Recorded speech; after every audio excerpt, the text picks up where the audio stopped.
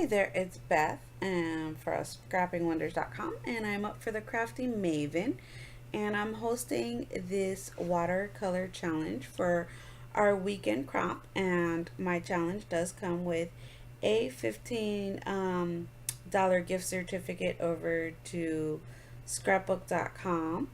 And what I'm doing here is I have this piece of pattern paper. It is literally my last piece of the Cedar Lane paper from Pink Paisley from last year, and I loved this line so much. But I figured it was time to stop hoarding this paper and use it.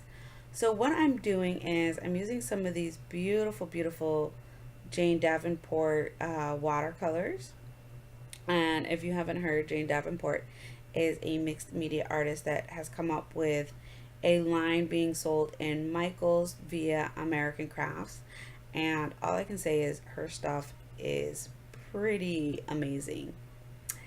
Anywho, all I'm doing here is the smushing technique, and the gesso made it so that the background was pushed to the back, and the watercolor is pretty much sitting on top of the paper. It's not soaking into the paper, and I like that effect when I'm doing the smushing technique. So I used three different colors from the palette. I used 70s eyeshadow, butterfly, and I think it's called mermaid. I'm pretty sure it's called mermaid. And I really like the way the colors came out.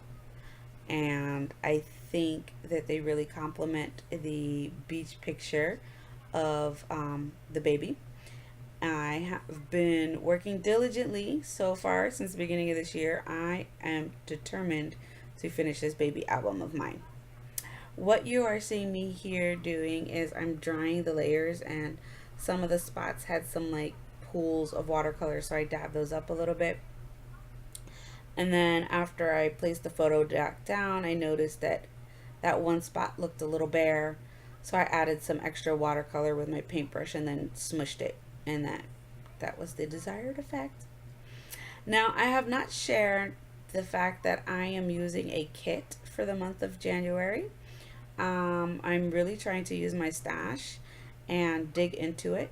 So I have a kit put together for this month for layouts that I'm doing of the baby, and the Amy Tangerine cut and paste 6x6 paper pad made its way into that kit. So I'm just using some papers for layering of my photo here. And I'm not the best layering person, but I think for this layout it came out pretty well. I was happy with my layers that I created. Doing that lovely trick of making that paper stretch so that it looks like it's one whole piece. And that's it for the layers.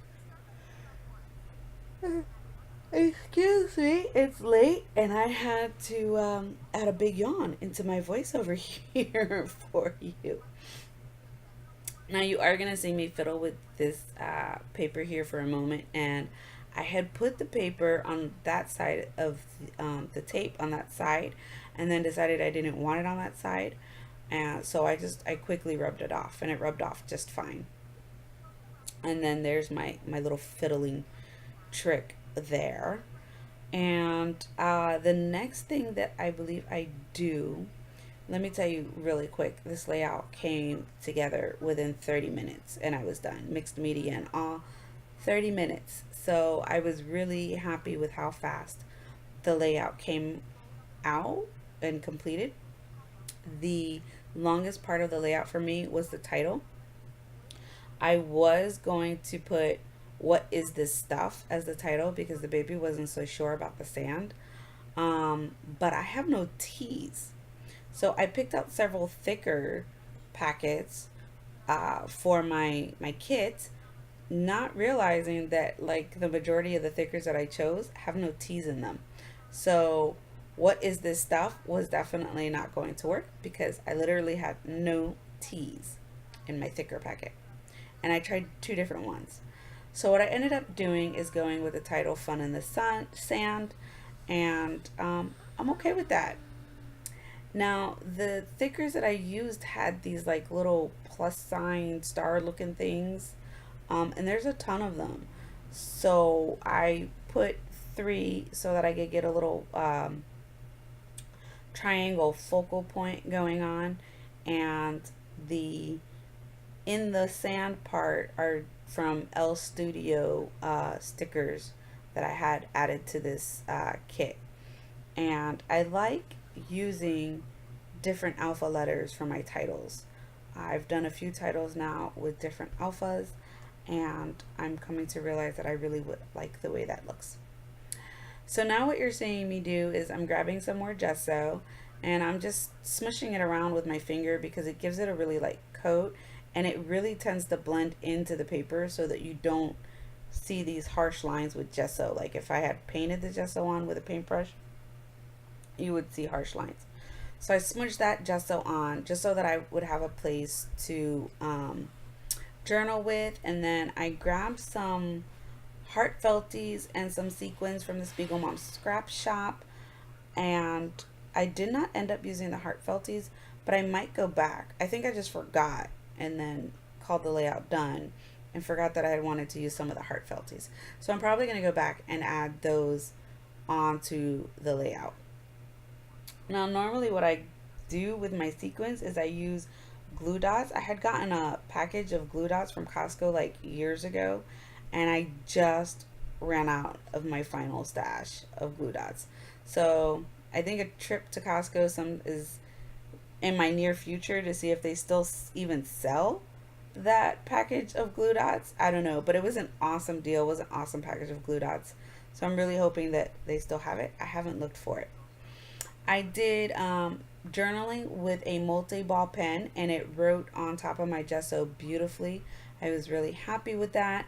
And then I dug through my roller date stamps to find a roller date stamp to stamp the date. Now, most of my stamps don't go back to the year of 2014, but this one that I used allowed me to write in the year 2014. So I was really happy with that. And that's it for this layout. I really hope you play along with us for the giveaway and the cropping challenges. Thanks for watching. Bye.